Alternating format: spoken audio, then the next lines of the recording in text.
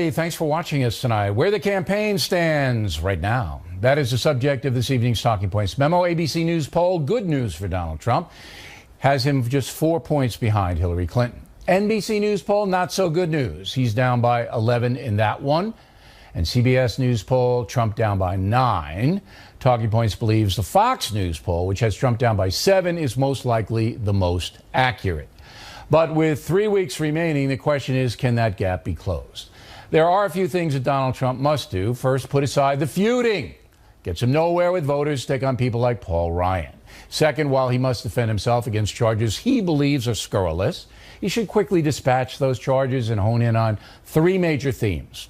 They are stagnant economy, illegal immigration, chaos overseas. Also, with the WikiLeaks stuff, Mr. Trump has plenty of ammo for Wednesday night's debate. As for Hillary Clinton, she's off the campaign trail this week, resting up for the debate in Las Vegas. That's smart. She's ahead. But she can't sit on her lead if the debate is won by Donald Trump. If the secretary dominates on Wednesday night, she's in. But if Trump hammers her, Mrs. Clinton will have to compete. Her best strategy in Vegas is to mostly ignore Trump and talk directly to the voters, trying to convince them she's not corrupt. Now, the big picture. It all pretty much comes down to 4 states: Florida, Ohio, North Carolina, Pennsylvania. Trump needs to take 3 out of those 4 and win the West, that is Nevada, Colorado, and the rest of the red states out there. There's no question that Hillary Clinton is better positioned right now. But again, things change fast in this terrible campaign. I say terrible because it's just one personal attack after another on both sides. And that has weakened both Trump and Hillary Clinton. I think the question becomes for her and for voters, is she going to be able to govern? You talk to lots of people who are her supporters, and they say, you know, she may be elected, but will be weak president. And part of this, she's got to kind of face, this isn't just about Trump, it's about her. Now, the polls show many Americans, perhaps most, are voting against rather than for one of the candidates. First time in my life that has happened. And that's a memo. Now for the top story reaction. Joining us from Washington, Charles Krauthammer.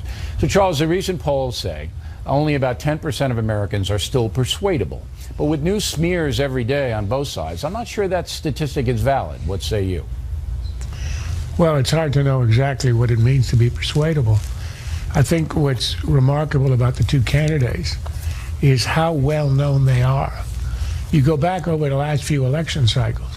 Did anybody, were there a lot of people who knew about Romney before he ran, even John McCain, John Kerry?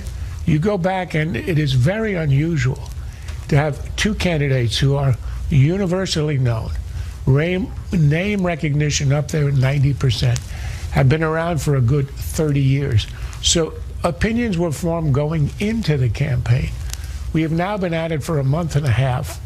They are out there. I don't think there's very much new. What is new, and I think the one thing that Trump can do, is the WikiLeaks stuff. That's new information coming out almost every other day.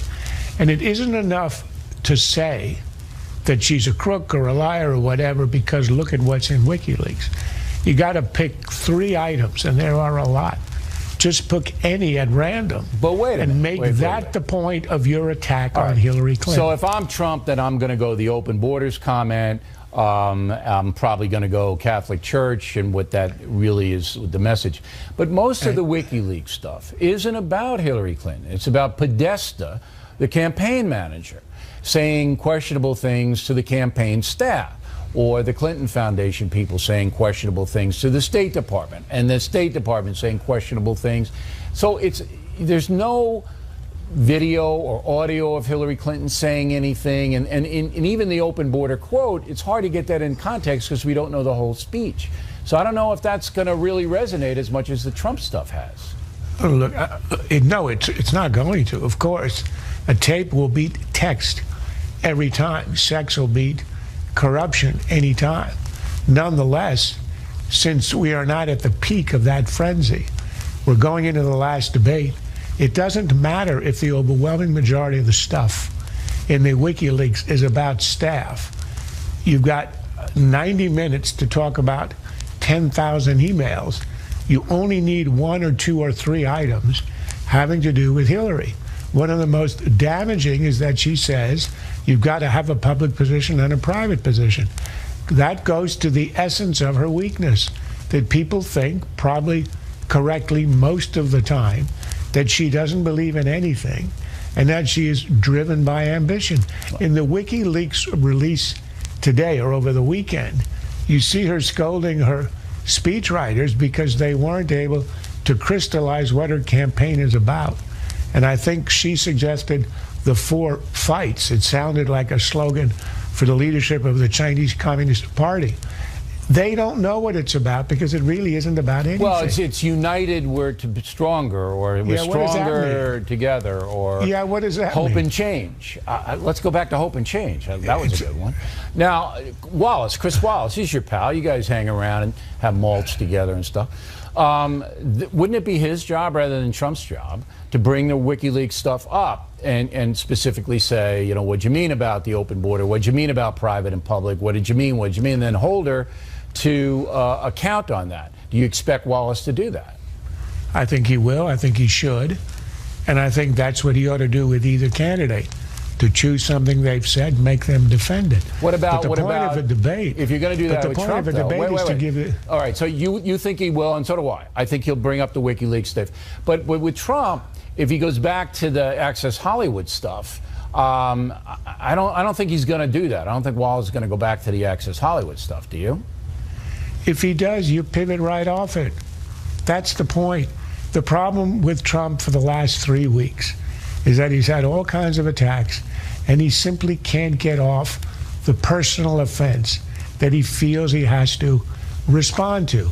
This is a matter of his own dignity. He won't get off it. You and I know, everyone knows, his advisors know, that he should be pivoting off and go after her weaknesses, which are many.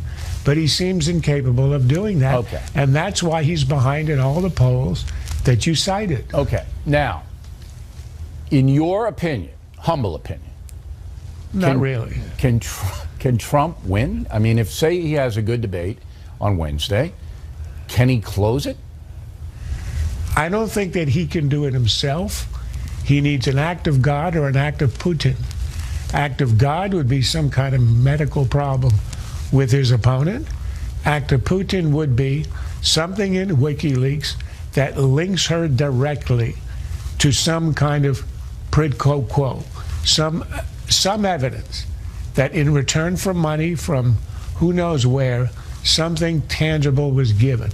That happens to be our standard. I think it's much too low a standard. It should be access. But we seem to accept the granting of access in return for money. That's how our system works. That's not a fatal offense. But if there is something of a quid pro quo right in there involving her directly, we heard today about the FBI and State Department wanting to trade favors, but that's underlings way down there in the bureaucracy. Got to be her. It's got to be her. And if it is there, that could swing it to the point where Trump, with a good close, could pull it out. All right, but you know the press isn't going to report it very strongly, and that's why issue. That's why God invented Fox. But we've been fair in this campaign. We're not looking to take anything out of context. At least we're not. But if something comes up, it'll be reported here. That's for sure. Charles, thanks very much. Next on the rundown, we have some polling from important states, individual states. Carl Rove will help us with that. Then later, Waters with the bikers, talking politics. Also, Melania Trump defending her husband. Up ahead. Campaign 2016 segment tonight. As we said in the Talking Points memo, there are very few key states that will decide the presidential race. Here's some new polling. North Carolina, according to CNN poll, it's pretty much a tie. Hillary Clinton 48, Donald Trump 47. Same thing in Nevada. Clinton 46, Trump 44, within the margin of error. In Ohio, again, according to CNN poll, Trump leads by 4, 48-44. Joining us now from Austin, Texas, Carl Rove. So I just asked Charles Krauthammer if he sees Trump winning. He's, long shot, he would say. The betting people say 80% chance Hillary Clinton's going to win now. What do you think of those odds? Well, I think he's got a very steep uphill climb. You talked at the beginning how he could win this by taking Ohio and Florida and Pennsylvania and North Carolina. No, he needs 3 out of the 4. He's not going to. I don't think he's going to win Pennsylvania. Okay, so he's not going to win Pennsylvania. Assume he wins everything else. He's at 253. He's got 17 electoral votes to pick it up. You say he's got to pick those up in the West. That's Nevada with 6, right, Colorado with 9, and New Mexico with 5. And I don't know anybody who thinks he's got a chance in New Mexico. The last time he led in a poll in Colorado was on the 23rd of September, just before the first debate. There have been 13 polls out there. 3 have been he led, all of them prior to September 23rd. 1 was a tie, and 9 of them Hillary's led. And in the Real Clear Politics average, she's leading by 8. So that's an awful steep. It's a tough one in Colorado. Let's say he gets Colorado and Nevada. That still gets him only to 268. Even if he wins Maine too, he's at 269 and 1 short of the electoral college. Yeah, he's got to pick off someplace like New Hampshire. And are you giving him Iowa in that calculation, by the way?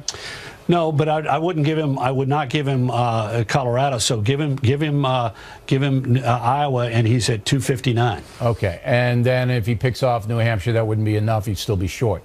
Yeah, well, if he gets Nevada, it gets him to 265. If he gets to New Hampshire, it gets him to 269. If he wins the 2nd district of Maine, it gets him to 270. So, but again, New Hampshire, way behind in New Hampshire. Right. Assuming he loses Colorado, all right, because as you say, it's trending against him. When you said September 23rd, I want to remind everybody that's the Access Hollywood day, all right? So that's no, that's October 7th is Access Hollywood. September 23rd is the last day of the polls before the first debate. Okay, thank you for correcting me.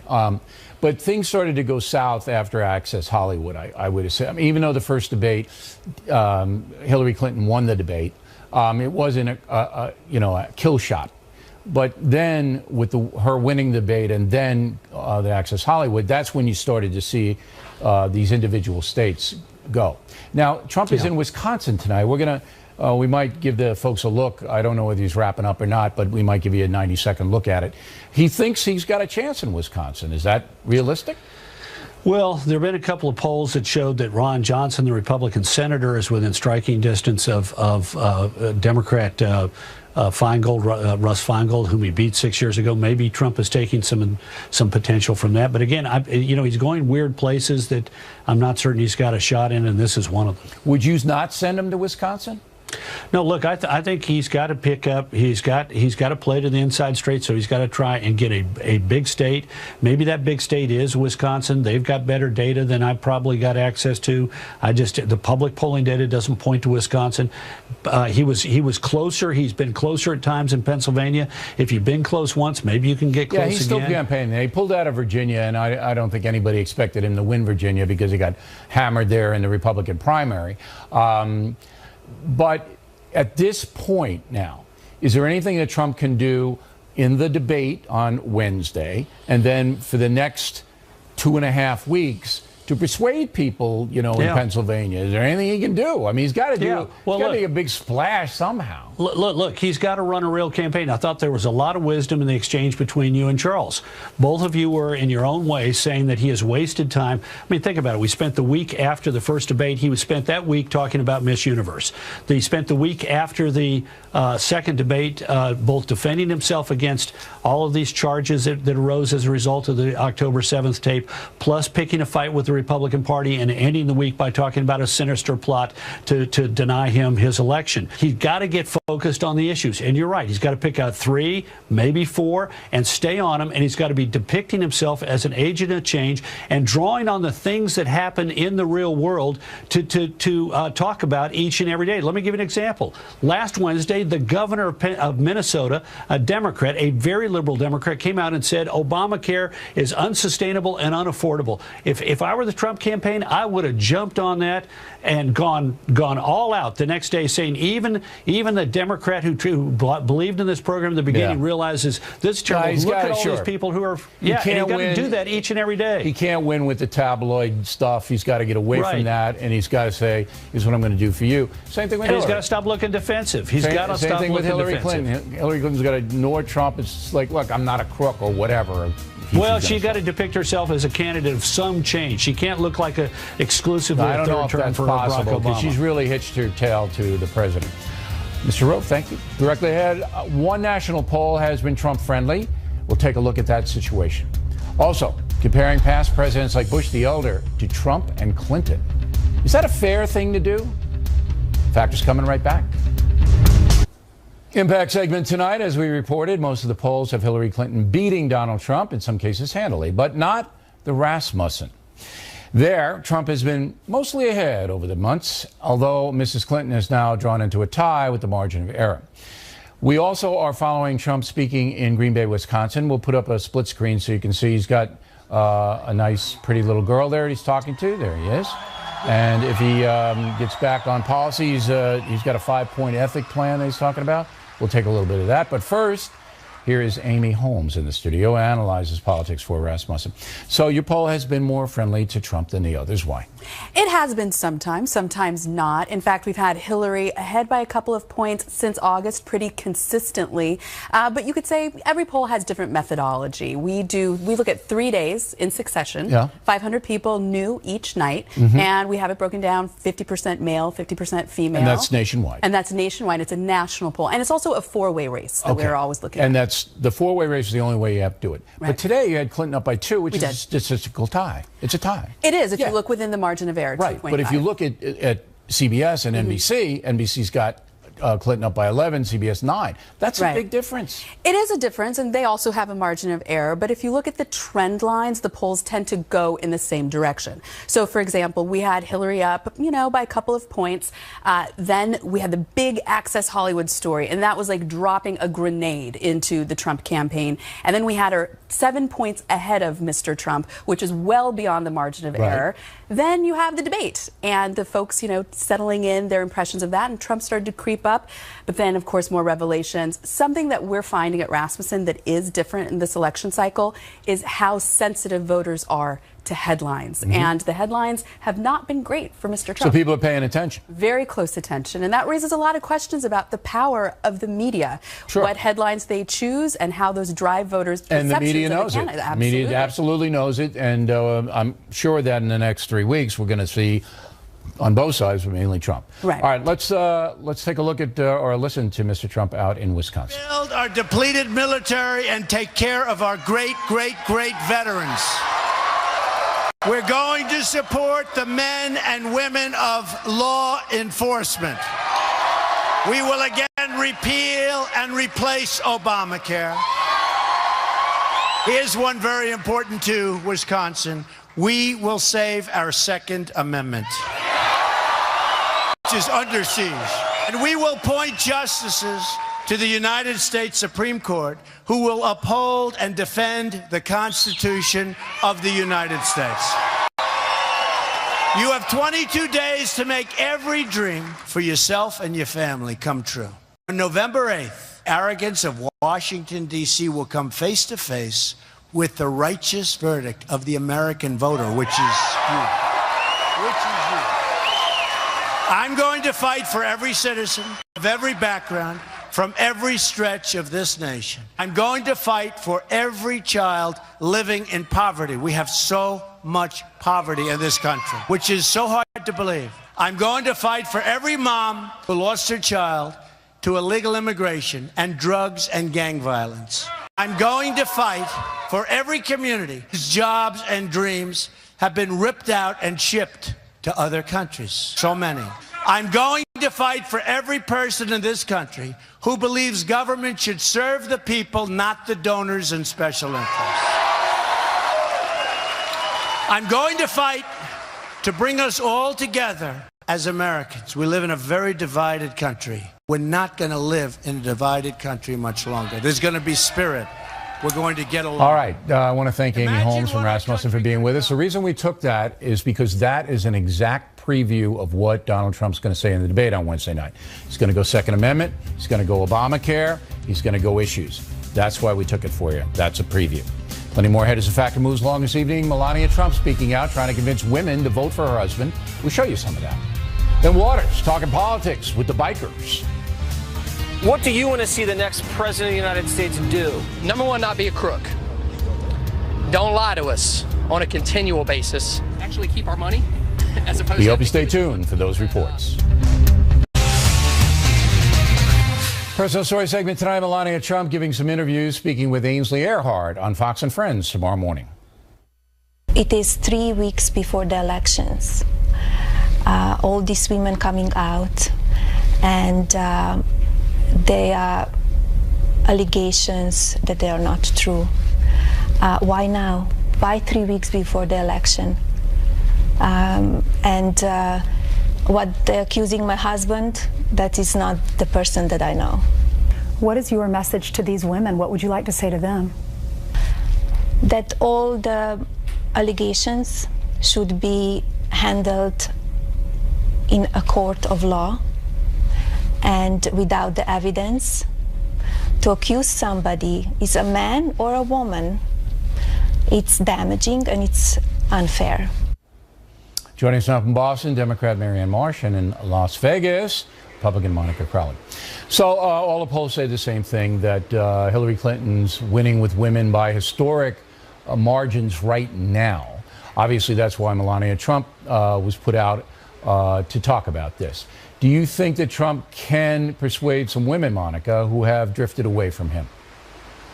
Well, Donald Trump is doing fine with Republican and conservative women, but you're right, Bill, that when it comes to the general electorate, he is running a historic gender gap of about 20 points.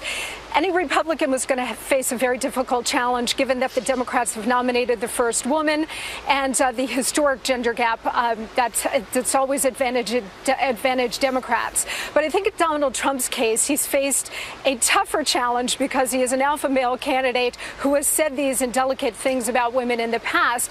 I think going forward, he needs to talk about all national issues as women's issues, meaning economic growth, job creation, building the wall, dealing with illegal immigration, Obamacare, which a lot of women care about, which is in almost total collapse right now, and the existential threat posed by Islamic fundamentalism. But you didn't answer the question. Can he win them back? Say he does all that. Say he takes your advice. Can he win them back?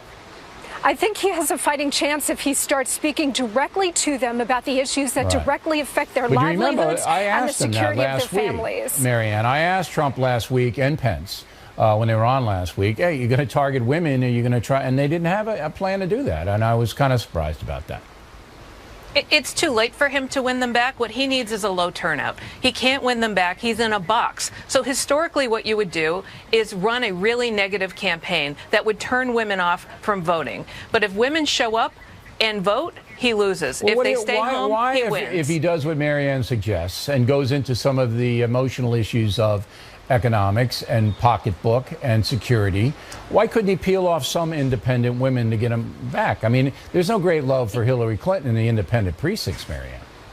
He can't peel off enough. It's gone too far. How do you know? And they don't I look at the polling, you go in the regression analysis, and to go back to that tape 10 days ago, that's when the bottom fell out with women. He's regained Republicans back. He's still about 6 points short of having all the Republicans back, but he has lost women. He lost so what the he needs is a lower women. turnout. Yes, and he lost white college-educated women, largely in the suburbs, which for the past 60 years have always voted Republican in presidential elections, and they're not this year. All right, last Almost question. Impossible to I get need them 20 seconds, and I tight 20. Melania Trump going out, smart move, Monica? Very smart. I mean, she's her husband's greatest and most staunch character witness. We need to see more of her. And she's right to point out that this is a coordinated hit job. Okay. Marianne, smart to put Melania out there?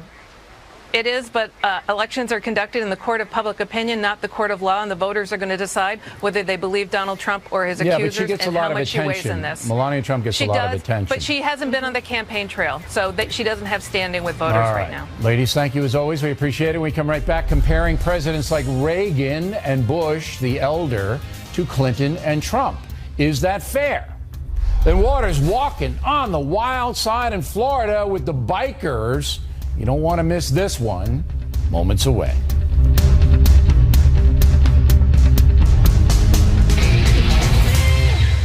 Thanks for staying with us. I'm Bill O'Reilly in the Factor Follow-Up segment tonight. I hope you saw the movie Killing Reagan last night. It was a great political drama. The highlight for me, who wrote the book, was the strength Ronald Reagan showed after he was almost assassinated. Most Americans have a deep respect for President Reagan.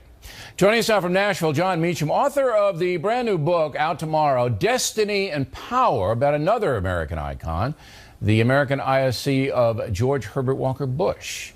So, is it fair to compare men like Reagan and Bush the elder to Clinton and Trump? I don't see how we avoid comparisons. President Reagan himself, as you know, had an active historical imagination. In many ways, he modeled his conduct of the presidency on the man he voted for 4 times, Franklin Roosevelt. He understood that you had to connect with people. He understood you had to, the art of leadership, really from watching and living under President Roosevelt. President Bush was a devotee of President Eisenhower's and thought a lot about him and how he had led. So as presidents, I think they need predecessors to guide how they do it. And I think as voters, we need some kind of historical GPS to try to figure out what we're getting. Certainly this election, no matter who you support, you have 2 charismatic individuals, Trump and Clinton. And you have, though, along with that, very dubious resumes. And there are no rules anymore. That's different. I don't know if people understood. Like Ronald Reagan, for example, if you read Killing Reagan, when Reagan was an actor, I mean, he hung around with Errol Flynn. I mean, he did things that, today would be everyday, all-day cable news, yet wasn't mentioned at all in the 1980 campaign. So there are no rules now, and I think that diminishes everyone who runs for higher office. It's the scrutiny is greater than ever, unquestionably. As you say, President Reagan, when he came into office in 1981, had to deal with what? The morning shows, an afternoon paper, a morning paper, the network news, and was just then beginning to have to deal with Nightline, which had come out of the Iranian hostage crisis. They were able to actually think in terms of a message of the day or a message they could of shape the week. It, but it was more than that, John. It was more. There were boundaries. Look, the journalists knew that Dwight Eisenhower had a personal indiscretion. They knew JFK was a womanizer. They knew LBJ, Lyndon Johnson, was a womanizer. They knew all this, okay? But they didn't report it. It wasn't done. And now, not only do they report stuff like this, they seek it. They seek it out. It becomes the issue. Iran and ISIS don't stand a chance up against Access Hollywood. And that is the reality. Yeah. No, the tabloid culture has totally infected the political culture. There's no question about that. I think it's to some extent after Vietnam, after Watergate, you know this, you lived through it, right after that. No reporter ever wanted to get caught being the one who was credulous. And so they became, in many ways, overly cynical. There's been an overcorrection, to some extent, in the political culture to kick folks in the shins as much as possible. Now, there was a time in Bush the Elder's presidency where he was confronted by an NBC reporter named Stone Phillips. Do you remember this? I did. And Stone Phillips went in there to ask him about rumors of a personal indiscretion. I'll never forget this because Phillips and I were contemporaries. And Bush the Elder looked at him and said, "Watch it." And that was the end of that. Yeah. That was the end of that. All right. These days, all day long. Yeah, he actually, it's your example is a good one. He actually said about that, I couldn't believe he would say something like that in the Oval Office. Yeah, he's referring to Stone Phillips. Yeah, and dealing, and it was that sense of decorum. Reagan had it, Bush 41 had it. And there's also a generational difference, right? I mean, the Reagan and Bush were, Reagan was born in 1911, Bush was born in 1924. Bush was the last president of the World War II generation. In many ways, I think the 20th century ended 8 years early with Bill Clinton defeating that George ushered Bush. in the tabloid culture that we all enjoy so much. Hey, I want everybody to check out Meacham's book on Bush the Elder, well worth reading. Thanks for coming on, John. Thanks, Bill. Waters on deck. He's hanging with the bikers. Can't wait to see his outfit. Waters is next.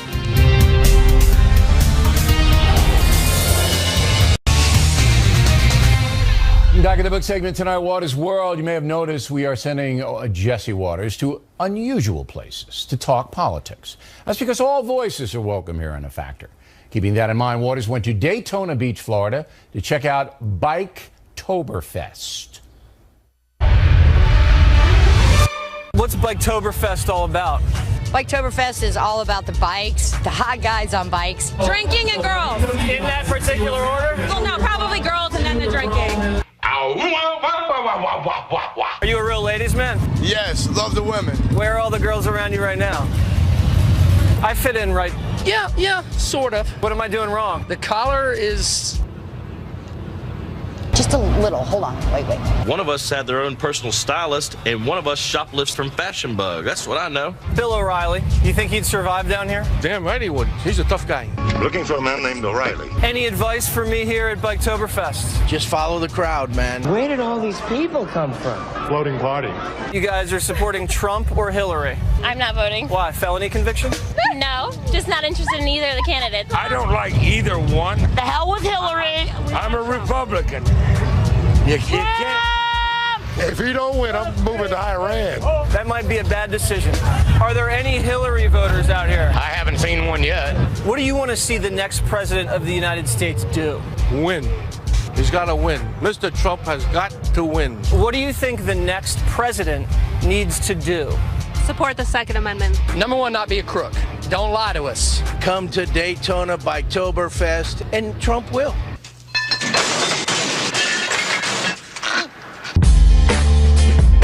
In terms of this country right now, what is your top priority? We got to secure the borders. That's the bottom line. What do you think the next president should do about the southern border? I have no clue. Maybe close it down, open it up. I don't know.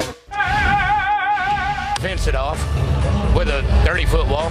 Wall just got taller. Yes. Who's going to pay for it? Let Trump do it. He said he would. What do you want to see the next president do? The very first thing I want to see him do? You mean her? I'm just being humorous. What would you like to see our next president do? Legalize marijuana for one and take our country out of debt. What if we're so high we can't get out of debt? I don't think we could be that high. I get the munchies. Tax cuts would be great. Big time? Oh, yeah. I want health insurance, and I can't get it. I thought Obamacare was supposed to solve that problem. Obama. What do you think we should do about all this crime in the inner city? Start having a better police force and policing it better. What do you think the next president of the United States should do? Oh, my God, man. Honestly, I make something better. I don't know. What do you think the top priority for the next president should be? Let's make Congress do its job. What would you like to see the next president do about ISIS? Blow them up. Get them out. Blow them right to hell and take the oil. Everything that my kid did over in that country, ISIS has took over. Have you ever been waterboarded? Waterboarded, like surfing and stuff? All I need are some tasty waves, cool buzz, and I'm fine. Try on your jacket. Sure. There you go. Is this a slim fit? Always remember one thing. Yes. I'm Waters. And this is your world. Yeah, you finished it for me.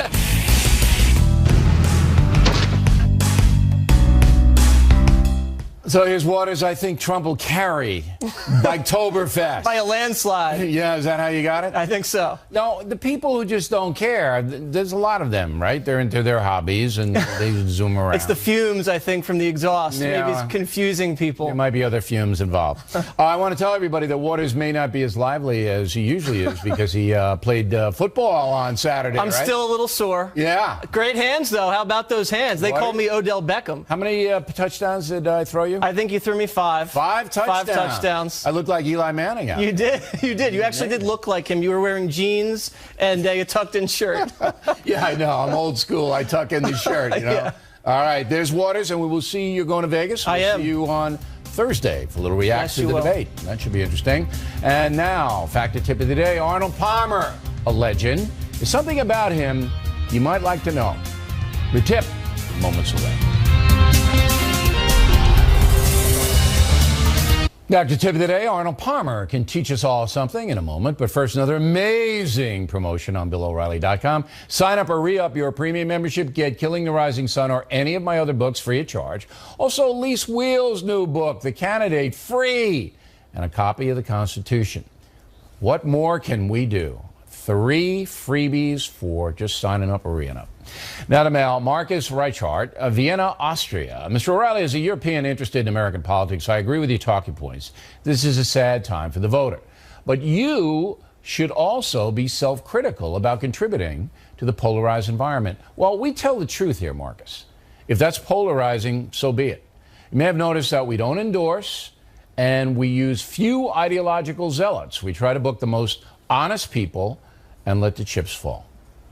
Elias Aisho, Sweden, I believe most American polls are oversampling Democrats. Why should we view them as reliable? It's a good question, Elias. We analyzed the polling from 2012 and found most were close to the final tally between Obama and Romney.